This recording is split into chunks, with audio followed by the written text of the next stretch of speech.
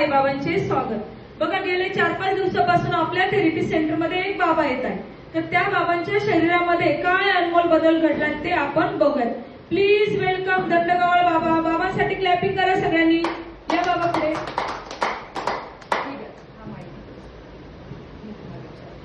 नमस्ते बाबा।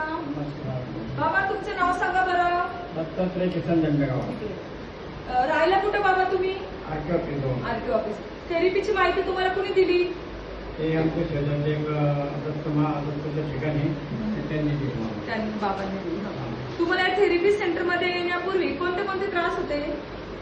मला शुगर आहे, मला बीपी आहे, माझा गुडघा दुखतोय आणि माझं पोट साफ होतं। पोट साफ होत नाही, तर तुम्हाला या 4-5 दिवसामध्ये किती टक्के फरक वाटतोय बाबा?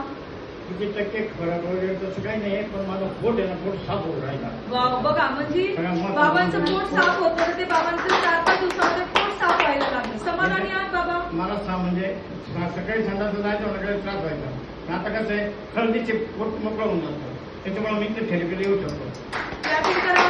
आणि मी इथं सायकलवर येतोय, मला घाम भयंकर येतोय,